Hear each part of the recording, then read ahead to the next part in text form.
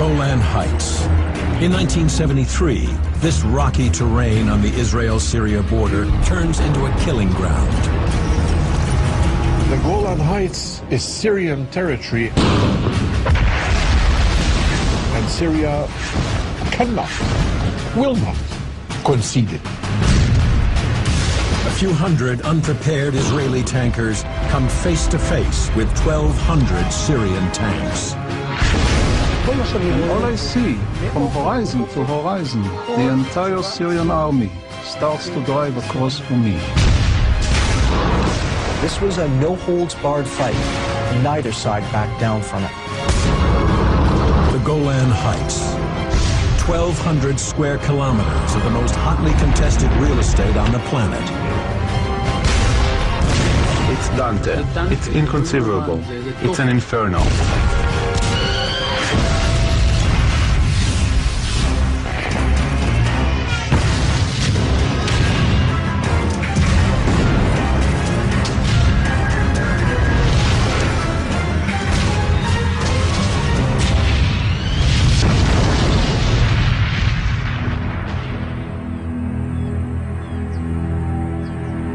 The Golan Heights. 1,200 square kilometers of the most hotly contested real estate on the planet. It's a barren, volcanic escarpment that has been occupied by Israel since the Six-Day Arab-Israeli War of 1967. Both Israel and Syria claim it as their own. In the fall of 1973, that border dispute erupts into a sudden, ferocious, and bloody war. October 6th. It's Yom Kippur, the Jewish Day of Atonement. Most Israelis are at home, repenting for their sins and observing a fast, leaving the frontier with Syria lightly guarded. The commander of the 74th Israeli Tank Battalion, Lieutenant Colonel Yar Nafshi, begins a routine patrol. It was simply pastoral peacefulness, and I am patrolling the positions along my front. At 12, a commander from the Hermon post calls me, and he says, "Yair, the Syrians are taking off their camouflage nets from their artillery." And then I act instinctively. So I turn my jeep around and gather all my men and say to them, "Look, the scenario is that the Syrian army is removing their camouflage screens. I don't know what this means." And the men stop fasting, mount their tanks and start to prepare them. And as we are driving from the lots, the bombardment starts.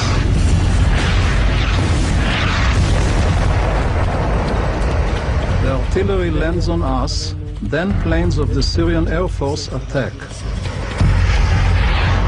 The Syrians have been planning the attack for 9 months. Israeli intelligence had some clues, but for the men on the front, it's a complete surprise. What these Syrians do is lull Israel into a false sense of security. The Israelis have seen the Syrians move all their troops up, get geared up for war, time and again, only to have them all go back to their bases. And so on the 6th of October, when the Syrians don't go back to their bases, the Israelis are caught completely off guard. Israel is a small state, and they have perfected the art of mobilization. So it is in the first shots of the war that you want to accomplish as much as possible so as not to bring the bulk of the Israeli army against you.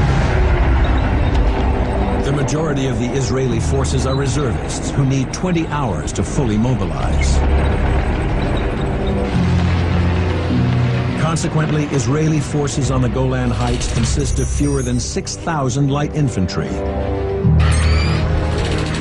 60 artillery pieces, and 2 under-strength armored brigades with 170 tanks.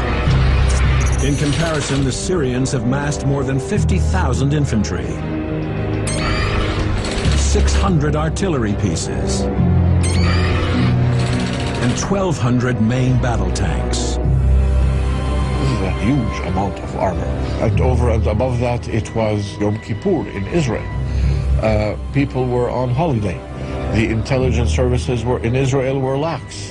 the Arabs can't fight. And so, as a result, they were in for a very major surprise.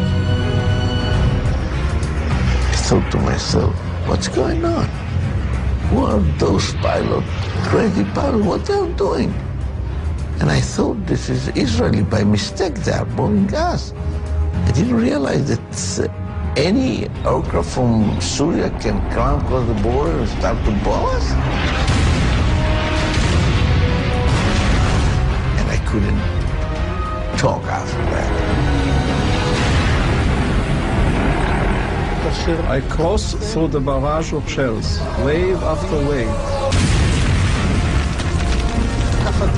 In 5 minutes, I'm finally at the edge of Booster Ridge, viewing over half the Golan Heights.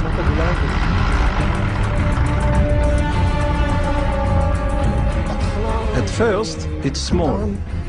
And then, like rings of cigarette smoke, it slowly gets closer. Bigger and bigger.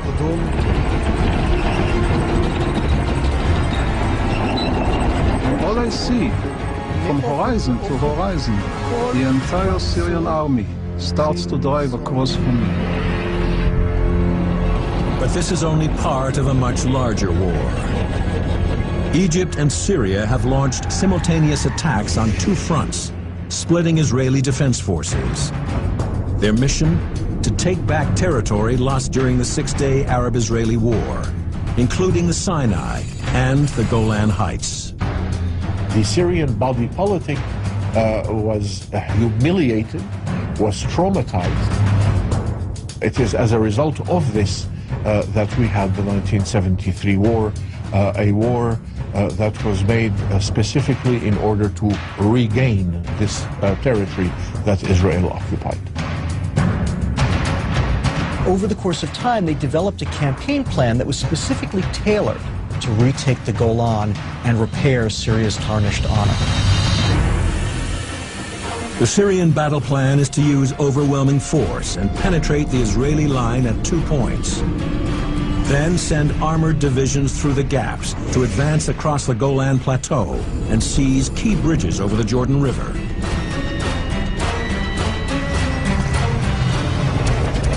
At the spearhead of the Syrian attack are masses of the Soviet-designed T-55 tank. The T-55 at 40 tons is relatively small for a main battle tank, making it hard to hit. Its 100-millimeter main cannon has an effective range of just 2,400 meters, no match for the bigger guns of the Israelis. But that disadvantage is offset by numbers. The Syrians attack the Golan Heights with more than 1,200 T-55s.